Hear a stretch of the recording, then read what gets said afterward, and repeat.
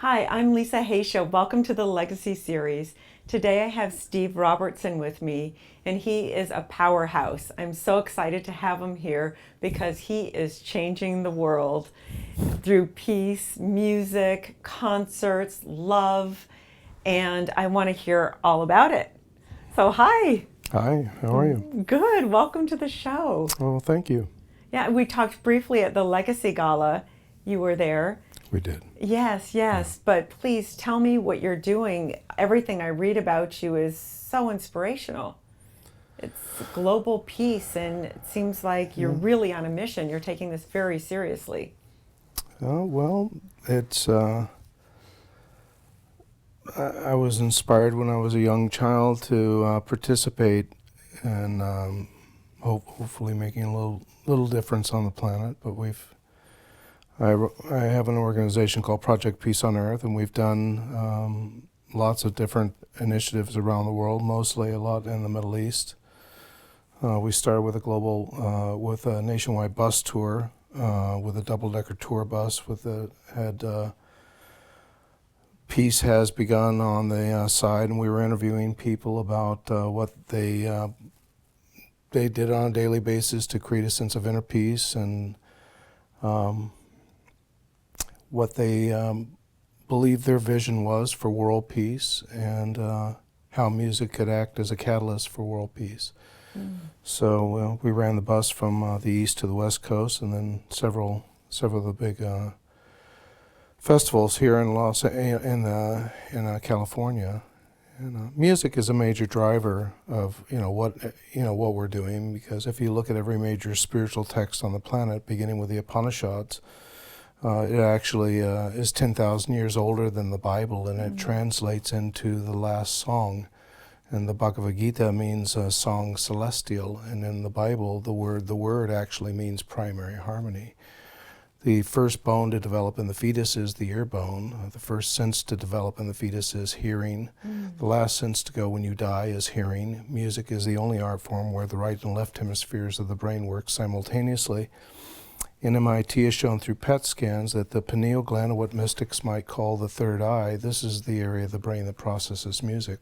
So this is really all done through sound. And I believe, as the great Sufi master Hazrat Inayat Khan in the 14th century said, that people say that the soul, on hearing the song of creation, entered the body. But in reality, the soul itself was the song. And he went on to say, there's no greater way to attain spiritual enlightenment and or awareness than through music, if only the music is rightly understood. So a lot of the work that we've done deals with the promotion of music, because this is the way consciousness operates, and this is the way the universe operates. According to the top quantum physicist on the planet, they say it all works through sound. And I believe if we get that sound correct, if we have musicians who are, in essence, coming from a prayerful and devotional state of co-creativity and performance, where in essence they hold the prayer of, "Oh, Father, Mother God, let me be the space through which your divine grace will touch and transform the heart of humanity." And we reach, several 100 million people with this particular music, which I would call music of the spheres. I spent 10 years writing a position paper on the effects of music and consciousness through the auspices of quantum physics and sacred text and psychology and etc. And I had an opportunity. I met Kitaro when he first landed in North America, and I've met with many of these great musicians, and we have 40 some odd major musicians on our Project Peace on Earth musical ambassador board. And But what got you started in all this? What happened when you were younger? When you were 8 years old, you had a yeah, vision? I was born here in California, in Inglewood, California. My dad was a nuclear physicist, and we moved from here to Texas. He went to work for TRW and was involved with the aerospace program. I grew up playing football with Andy Aldrin, Buzz Aldrin's son. midget league football, and I was obsessed with playing football. We moved to a little city called Friendswood, Texas, which is right outside of Clear Lake City, where NASA is. And it was a small city of about 1,500 people, Quaker established city. I didn't know what Quakers were. And I was just, every scrap football game I saw, I was involved with. As a little kid, I was just obsessed with it. And one day, during elementary school, when I was at recess, we were playing tackle football, and I was running the ball. I wasn't especially big as I am now, but I was very agile. No one could tackle me this particular play, and I made it across our little goal line, and I saw everything stop, like the Matrix stop. I saw everything 360, above, below, simultaneously. And I had a... Where were you? You were on the field? I was on the field, yeah. And I just did, everything stopped, and I saw everything like in the film The Matrix, where you saw everything simultaneously. It was standstill, and I had a sense that my mission, or it wasn't really explained a mission, but it was just sort of understood that I was to play some role in helping to facilitate peace on the planet. And then the next thing I know, I appeared to be multiple miles in the sky, free-falling like a parachutist into what I now know as Manger Square, Bethlehem, where the Church of Nativity is, where Jesus was apparently born.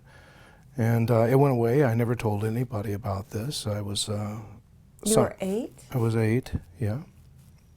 That's a lot for an 8-year-old to digest of what's going on. You didn't tell anybody? Oh, I didn't tell anyone about it. Wow, not even your mom? No. I knew that, that there might be ramifications for disclosing, something this fantastic, yes, to someone. And then, I raced motocross professionally. I was a bouncer at a bar. I did all kinds of stuff, played football, and age about 28, 29, I had a sort of a spiritual meltdown. I was a sales engineer. I sold large-scale, multi-million-dollar process control computers at automated petrochemical plants and refineries. And my job and my fiance both dumped me in a 24-hour period of time, and I was upside down. I didn't know where to go with my life. And I had read the Bible cover to cover 3 times when I was a young child, but Were your parents religious? My mom probably more so than my father.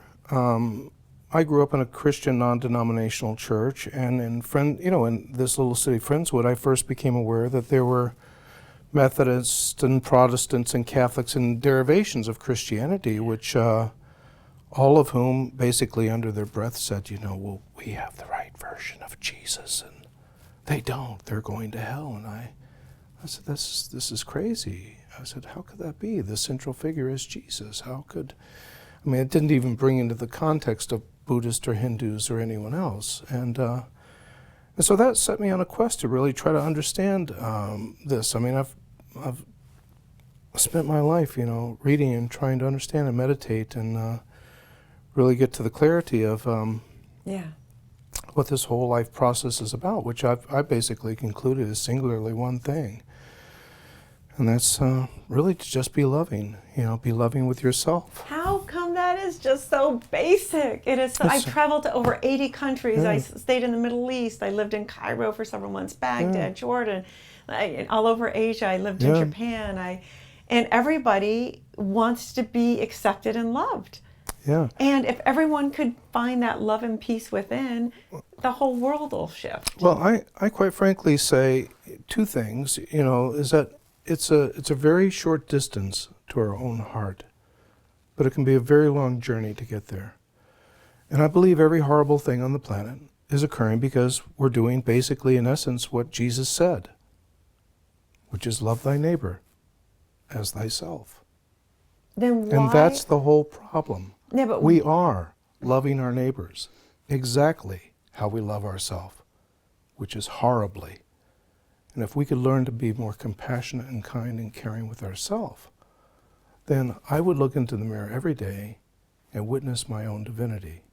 And if I witness my own divinity, I'm able to look into your eyes and see your divinity. You will never be the other. You will only be my my brother or sister. And if I see that divinity in your eyes, I'll witness that divinity in the eyes of the animals, who we are here to be caretakers over. And if I witness that divinity in the eyes of the animals, clearly I'll be able to witness that divinity in the eyes of Mother Earth, who I promise knows how to take care of herself. But if we can't get humanity to hear the cry of a little girl who's been raped and had her arm lopped off with a machete just because she's of the wrong tribe, there is no way on earth you're getting humanity to hear the cry of a tree being cut down with a chainsaw or an axe, even though in fact it may represent the metaphorical philia of the lungs of Mother Earth. And this is the fact. It all begins with the self. You know, the Christ figure said, I am the way, I am the truth, I am the light.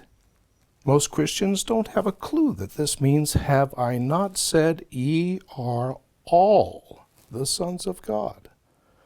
Then he goes on to say, apparently, greater things I have done, and even the least among you can do greater than I. No other way to interpret this other than I did this. You can do this. You can go further than I. However, you must first find the kingdom of heaven, which dwelleth within. He says you cannot enter the kingdom of heaven until ye become as a child. Do you believe in So heaven? only in this metaphorical state of innocence can you, as it says in Psalms, be still and know that I am God. Only then can you know, and God said, let there be light. And that the Word, you know, whatever you want to call it, was made flesh and full of grace and dwelt among us. Which is why Einstein states energy and mass are different forms of the same thing. So we are always co-creating, nanosecond after nanosecond. Each of us, look around the room, everything you see here, with the exception of plant or other person. Just a thought in someone's imagination. This is not, Correct. This isn't magic, this is thought. Buddha said all that we are is a result of what we have thought. King Solomon said, as a man thinketh in his heart, so is he. The word man is a Sanskrit word. It means consciousness. Now imagine the context of man was created in the image of God. Wow. Our consciousness created in the image of God? Of course it is. We're creating all this stuff. This is the matrix. But we're either co-creating from a state of fear and lack and reaction, or we're co-creating from a state of love and compassion. So and how does one forgiveness. shift to love and compassion? I believe one of the seminal pieces of awareness that will be coming forth is languaging. At the end of the Mayan calendar, I believe we transition from operating from the persona, which means to pump air through your mask, into becoming the heretic, which is, in Latin, means the person who knows that they can choose. So how do you do this? We all have thoughts which are bubbling up in our mind, moment by moment, nanosecond after nanosecond. The question becomes, how do you discern and discriminate between which thoughts are kind, loving, and compassionate of the truth and those which are not, and delusional? In the beginning was the Word. The Word was with God. God said, let there be light. Right? If you listen honestly to the way 99.98% of people articulate their world, they are articulating the word through fear, lack, and reaction. Yes. So if you look at every word is made of letters, right?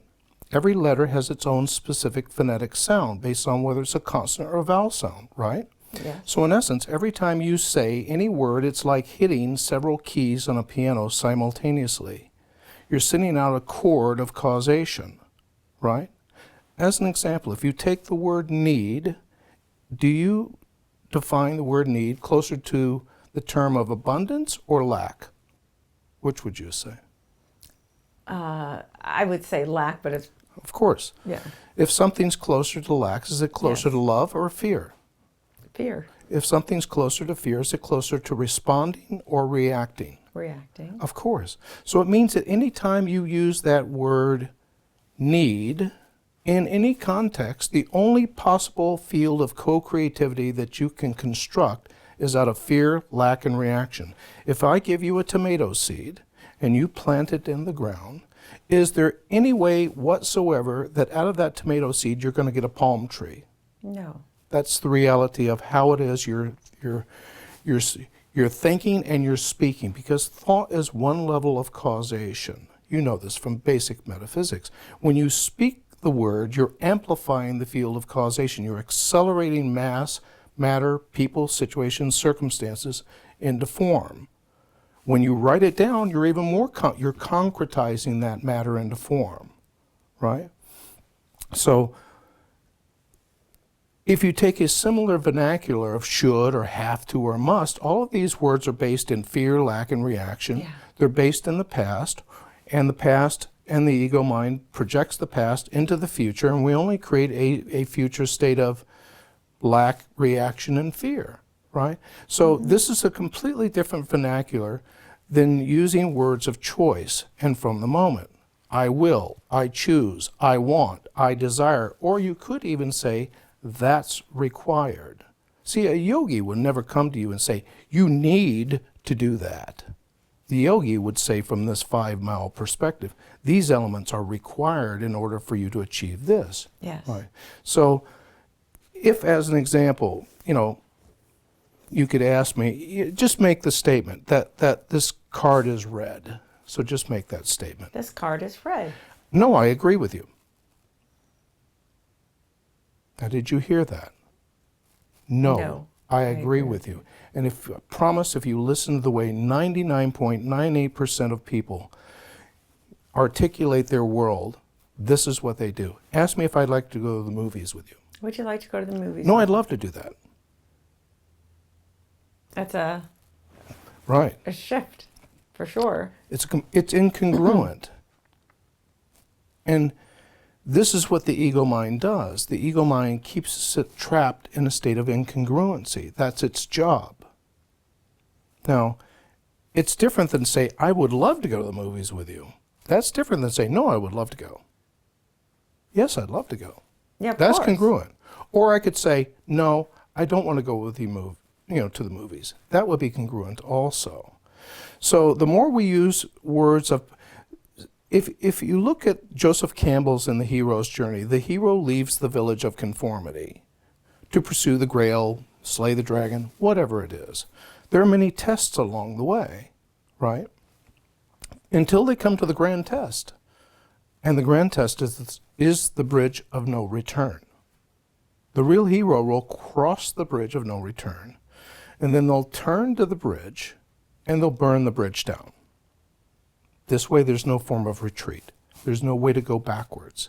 The only thing they can go for is what they do want. Not what they don't want, but what they do want. So shifting this vernacular in general within the context of where we are in a state of evolution on this planet is fundamental. Because you can't co-create a new possibility of love, peace, and compassion when you're using a vernacular of fear, lack, and reaction. It's just the reality. So this is really important. This is outlined, by the way, in great detail in my book called The Power of Choice, Success in Your Life Purpose. Where can people get the book? Email me. I'll send a copy of the book. Okay. What's your email? It's the number 2, the word unite, the word all at gmail.com. To uniteall@gmail.com. Yeah. So okay. But how do you live each day? You're saying all this stuff. Do you practice this each day? Of course I do. So what do you do if someone's watching this saying, I'm always in a negative state. I do need a lot. I have nothing. Well, I do. I'm frustrated. I do need a lot. Just. Look, I have nothing. I'm in debt. I can't keep a relationship. Well, I'm lonely. These are all choices. So if you look. Those are a choice? Of course they are. Okay, great. We're always choosing nanosecond I after agree nanosecond. with you, but let me play devil's advocate. Or you could say angel's advocate. All of these things are colloquialism. The Hindus call this a sanskara. It's a groove in the consciousness. And we keep playing this stuff over like a record that's stuck over and over and over again. So Ideally, what we want to do is drop a pebble of awareness in the groove where the needle is stuck. And next time the needle comes around, the needle hits the pebble in the groove and it bumps up out of the groove and now begins to track. See, and this is a chapter in the book I talk about this. You know, our soul operates like a cosmic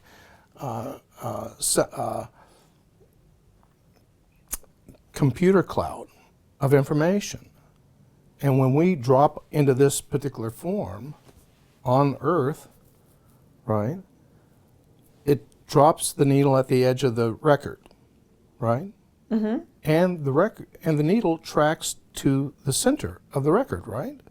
That's the way it works. Towards what's called radical.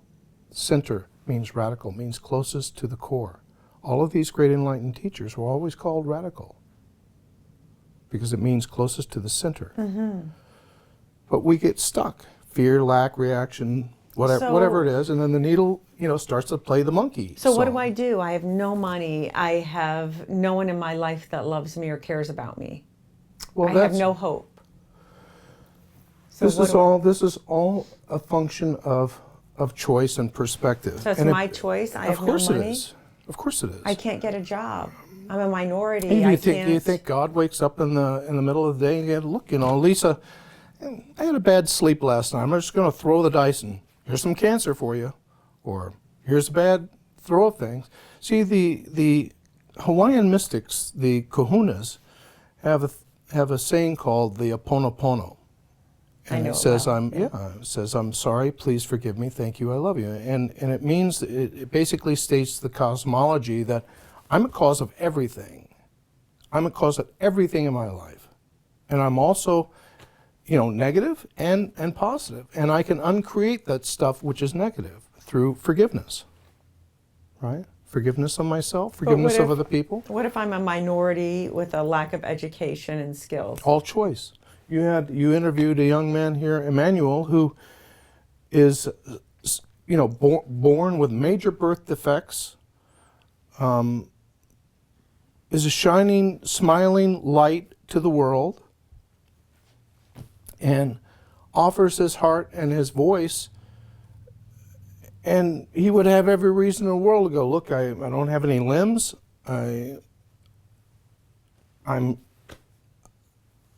I'm short, and whatever, anything, and he's completely flipped the whole thing around. So how would one flip things around? Okay, so this is in Alex Huxley's book, Island. It's about an island of enlightened people. And they move from the mainland because there are too many distractions on the island. And so they decide to go to an island where they don't have all these distractions and they can stay in an enlightened state. Once on the island, there are still many distractions. And they're still finding they're having trouble staying in this aware, enlightened state. So they gather and they say, well, how do we maintain this aware state? They observe that the island has thousands upon thousands of parrots in it. Mm-hmm. And they decide to teach the parrots 2 words, which the parrots will repeat 24 hours a day, 7 days a week. And by listening to those words, they'll stay in that enlightened state. And those 2 words were pay attention. Pay attention. When Einstein would come home from school, his mother never said, did you make good grades? She said, did you ask good questions? And we don't ask, in large part, we don't ask good questions. We ask, why is that why is this negative thing always happening to me? Rather than, why do the good things always happen to me? See, the universe is, you could say, I stink at this and my life doesn't work and et cetera, and the universe puts its arm around you and goes, we agree with you. We'll show you more of that. Or you could say, I choose to create a life that works, is loving, kind, is abundant, full of grace, and the universe goes, we agree with that. It's agreeing with whatever we choose until we cross the bridge of no return, until we get to that level of conviction. So what do you want your legacy to be? Well, I want to leave the world better, kinder, more loving, more compassionate. And that work begins with me. You know, my own thoughts daily. Which thoughts do I choose? Which thoughts do I choose to promote and amplify into the world? You know, we're doing lots of things we have a Global Peace Song Awards contest. Amazing. And we'll put it up on the website. Yeah, Talk about it in a minute. Yeah, that's the old that's a concert we did. Yeah. You know, we have and as an example, in 2011, I brought 1,000 Palestinian refugee children to the base of the Mount of Temptation, where Jesus apparently stayed for 40 days and 40 nights. We had them form the image of the Picasso peace dove and then spell the words love all and then spell the word love in Arabic. We filmed the image aerially. It went around the world, and the UN a year later selected this as one of the 49 most iconic images in the history of the UN out of 800,000 photos. And that we did a large-scale concert from Bethlehem on Christmas Day out to 80 million homes, and with the lead singer from the group Enigma and Gary Nicholson and Joanne Shenandoah and some other, and Hani Nasser and Peter Joseph from Zeitgeist helped me produce a video spot. We showed how Jesus, Buddha, Krishna, Muhammad, you know, all saying the same thing. Just be loving, be kind. And no one in Palestine censored anything that I did. These are highly enlightened people living in a 40-foot prison wall, and Gaza's even worse. We've just produced an album with Peter Gabriel and Roger Waters from Pink Floyd and Stuart Copeland from the Police and 29 major musicians and a children's choir from Gaza that's made up of children who have been injured during the war or lost their entire families and are just trying to find their sense of station as a child. And so, you know, we just, you know, this campaign that they're going to be carrying out is called Love All, Love Wins. And you're going to see that everywhere. On T-shirts, stickers, painted on destroyed, bombed out buildings, every place. On the road, every place. Genius. Well, I don't know about that. Oh, no. We have to bombard with this. People have to see it consciously, just like you're saying. You have to, the parrot. Yeah, you have to be in that mantra day in, day out, day in. The more we see it, the more people are going to be talking about that. Just you turn on the news and it's just everything negative is, you know, in a loop. Of course. Well, this is part of a. Look, I spent an afternoon with Dr. Edward Bernays. Most people don't know who he is. He was the founding father of public relations. He started the whole thing. He was 97 at the time I met with him. And there are certain people, you know, who have a very malice agenda. And if Jesus said this, and if it's true, I believe the only way to confront this is, as he may have stated, resist not evil with evil. Resist it with its equal or opposite, good or love. And so that's what we're doing. Music is the most powerful way to shift that consciousness. And I believe that there are certain musicians, because of their spiritual practice and their devotion, they can tune into what Pythagoras calls the music of the spheres, which are basically a series of frequencies and harmonics analogous to what the industrial psychologist Maslow would have called a state of self-actualization, or what certain spiritual teachers like Yogananda or etc. would call a state of self-realization. So in other words, these would be thoughts like love, compassion, forgiveness, empathy, these higher orders of thinking, which moves consciousness out of a linear and dualistic right, wrong, good, bad view of the world, and it moves consciousness into a holographic perspective of seeing how everything is lovingly and divinely interconnected. So I spent 11, almost 10 years writing this position paper on the effects of music in consciousness, because it was apparent to me, with all the doctors at the cutting edge of things, Bernie Siegel, Deepak, Larry Dawsey, Dean Ornish, they were all talking about how negative emotions created dis-ease in the body. None of them had connected the dots between what Tolstoy said, music is the shorthand of emotions, and Confucius actually went so far as to say, if one desires to know whether a kingdom is well governed and if its morals are good or bad, the quality of the music furnishes the answer. So I've spent my life curating some of the most enlightened musicians on the planet. The Global Peace Song Awards contest is an extension of that. Ricky Cage, who just won the Grammy for Best New Age Album in 2015, has partnered with me on this. And we're looking to find the most enlightened musicians on the planet to that's wonderful. promote songs about peace and love and joy and what we're really about. There's a great film called Copying Beethoven, where the actor Ed Harris plays Beethoven, and it's about the relationship he has with a woman who's scribing his music, hence the name Copying Beethoven. And in the film, he's a very abusive and dismissive human being of this beautiful woman.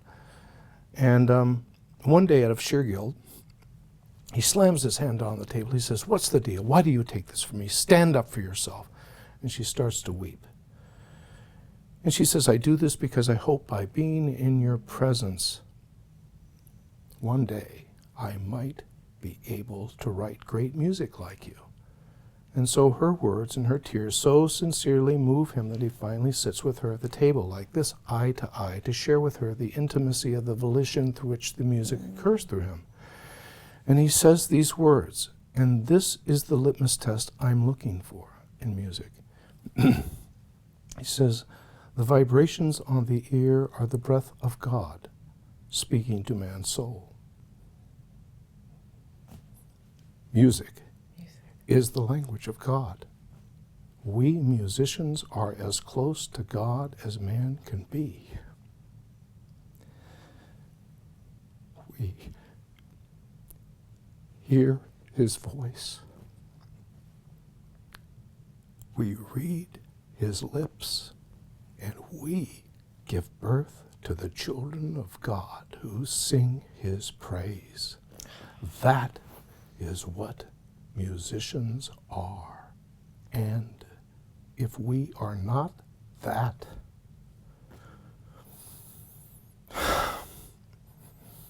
then we are nothing.